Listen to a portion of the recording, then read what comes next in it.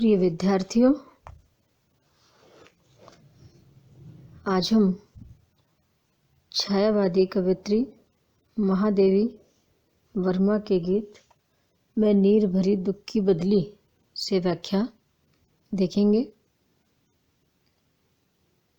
मैं नीर भरी दुख की बदली, स्पंदन में चिर निस्पंद बसा, क्रंदन में आहत विश्व हंसा। नयनों में दीपक से जलते, पलकों में निर्झरणी मचली। मेरा पग पग संगीत भरा, श्वासों से स्वप्न पराग झरा। नभ के नव रंग बनते दुकूल, छाया में मलय बयार पली। जैसा कि सब जानते हैं कि महादेवी जी का जीवन वेदना से निर्मित है। उनका जीवन विरह का जलजात है। उनकी कविता भी अंतस में विद्यमान करुणा के सदृश है। इन पंक्तियों में महादेवी जी अपने जीवन को दुख की बदली बतलाकर मनोभावों को कलात्मक अभिव्यक्ति देती हैं। मैं नीर भरी दुख की बदली। महादेवी जी अपने दुख को व्यापकता प्रदान करती हुई कहती हैं कि जिस तरह नीले आकाश में दूर दूर तक पावस कालीन मेघ विस्तीर्ण दिखते हैं, वैसे ही मेरा जीवन रुदन और अश्रुओं से भरा है। स्पंदन में चिर निस्पंद बसा, क्रंदन में आहत विश्व हंसा। आगे कहती हैं कि मेघों और आकाश का उदाहरण देकर के महादेवी जी कहती हैं कि मेघ मालाएं स्पंदन से युक्त होती हैं, जबकि अनंत आकाश निस्पंद रहता है। इसी प्रकार मेरे स्पंदन युक्त अर्थात संवेदनशील जीवन में अदृश्य और अज्ञात सत्ता या अज्ञात प्रियतम सदा से ही मौन भाव से बसा हुआ है। क्रंदन में आहत विश्व हंसा। मेघमालाओं की गर्जना से,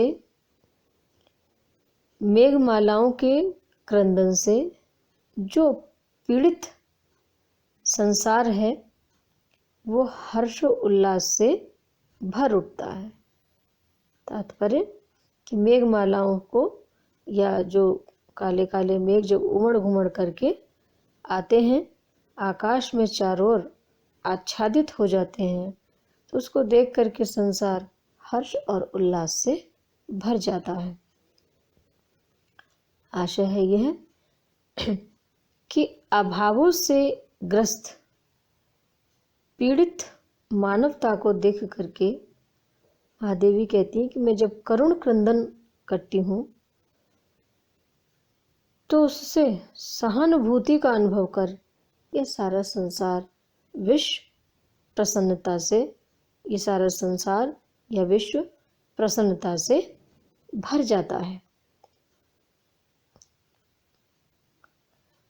नैनों में दीपक से जलते, पलकों में निर्झरणी मजली।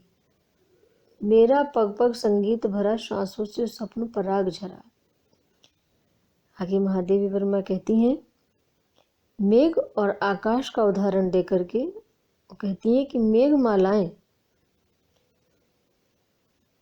कि पावस की, आगे कहती है पावस की अंधेरी रातों में जैसे जुगनू चमकते हैं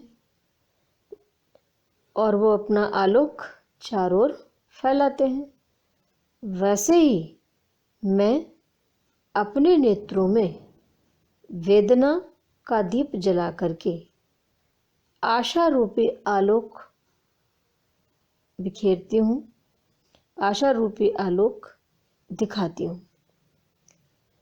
जैसे मेघ बरस बरस कर पर्वत प्रदेश में झरनों की सृष्टि करते हैं, वैसे ही मैं पीड़ित मानवता के प्रति सहानुभूति में आंसू बहाती हूँ।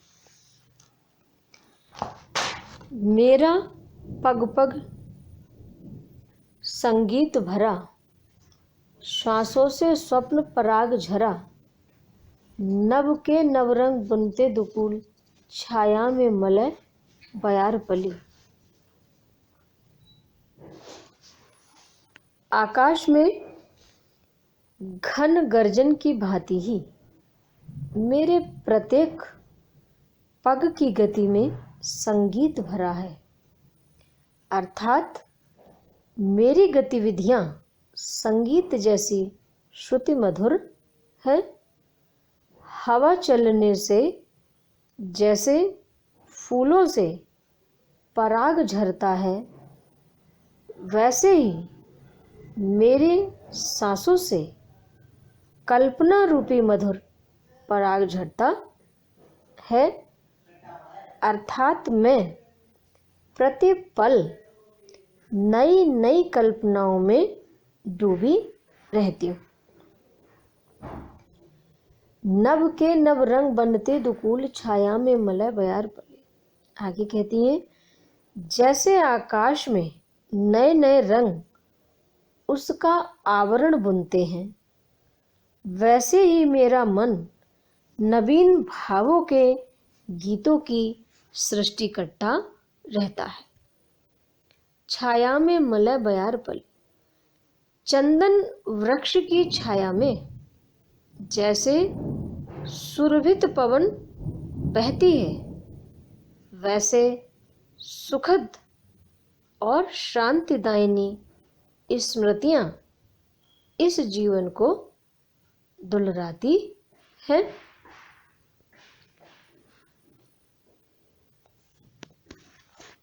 मैं क्षितिज भ्रकुटी पर घिर धूमिल, चिंता का भार बनी अविरल, रज कण पर जल कण हो बरसी, नव जीवन अंकुर बन निकली।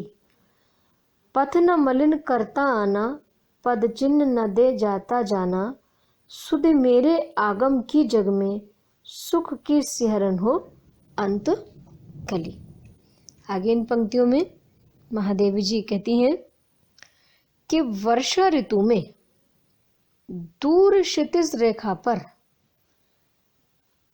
काले और घने बादल उमड़ घुमड़ कर आते हैं।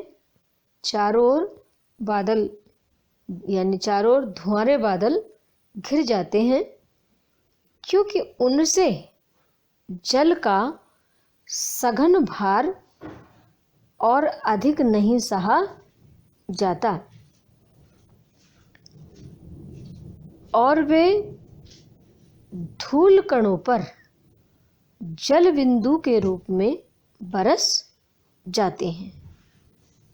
इससे जो अनावृष्टि पीड़ित धरती है वह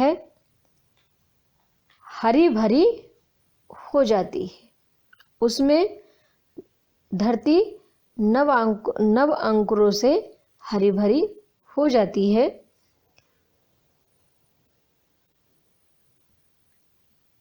पथ न मलिन करता आना, पद चिन्ह न दे जाता जाना। जग जीवन की व्यथा और प्रिय विछोह की जो घनीभूत पीड़ा मुझे दुखी किए है,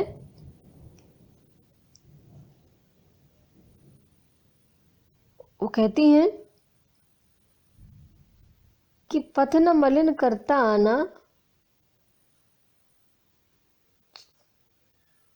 चिंता का भार बनी अविरल, रज कण पर जल कण कण हो बरसी, नव जीवन अंकुर बन निकली।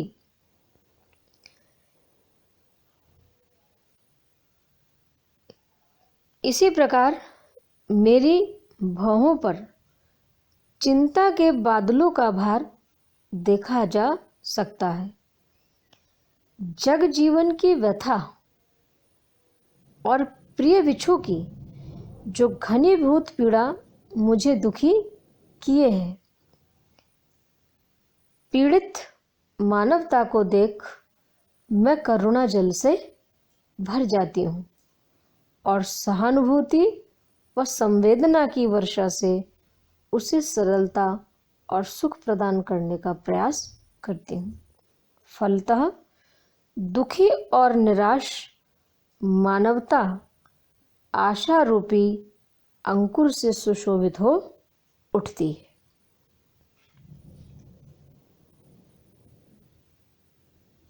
पथ न मलिन करता आना, पद चिन्ह न दे जाता जाना, सुधि मेरे आगम की जग में सुख की सिहरन हो अंत कली, विस्तृत नव का कोई कोना, मेरे न कभी अपना होना, परिचय इतना इतिहास यही, उमड़ी कल थी मिट आज चली। आगे महादेवी जी कहती हैं कि जो मेघ हैं वो आकाश में उमड़ते घुमड़ते हैं और बरस करके चले जाते हैं। आकाश स्वच्छ हो जाता है, उनके आने का कोई चिन्ह शेष नहीं रह जाता। यह बात ज़रूर है कि जब बादल आते हैं तो जन जीवन में हर्ष की तरंग छा जाती है। ठीक ऐसे ही महादेवी का जो करुणामय व्यक्तित्व है वो हिंदी काव्य आकाश में उनके अवतरण से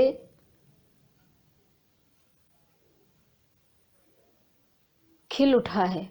उनके अवतरण से श्रृंगार, मानसल सौंदर्य, यौन कुंठाओं आदि से संबंधित जो विकृतियां थीं वो साहित्य से तुरोहित होती नजर आईं और उनके स्थान पर करुणा और स्नेह जल से काव्य आकाश निर्मल हुआ। उनका आगमन साहित्य प्रेमियों को सुखद अनुभूति कराता है। कवयित्री अपने को मेघ के समान बतलाती हुई कहती हैं कि आकाश में मेघ, आकाश में उमड़ते घुमड़ते मेघ यूं तो छाए रहते हैं, किंतु आकाश का एक भी कोना उनका स्थायी आवास नहीं बन पाता। उनका परिचय तो इतना है कि आज उमड़ घुमड़ कर छाए तो कल मिट गए। ठीक ऐसे ही मेरा जो व्यक्तित्व है, मेरा व्यक्तित्व उनकी करुणा और संवेदना के पात्र प्राणी मात्र हैं।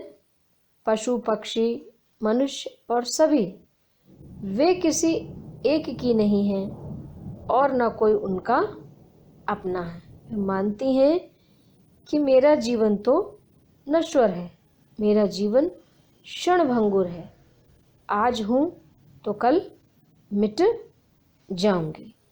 इस तरह इन पंक्तियों में महादेवी जी ने वेदना विनर्मित और करुणा आर्द्र व्यक्तित्व का, इन पंक्तियों में महादेवी जी के वेदना विनिर्मित और करुणा आर्द्र व्यक्तित्व का निदर्शन होता है।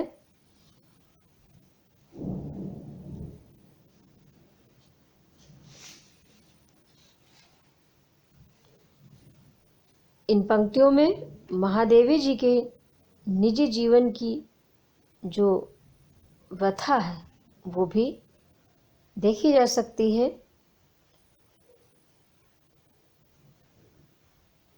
रूपक, मानवी और अनुप्रास आदि अलंकार इसमें दृष्टिगत होते हैं। धन्यवाद।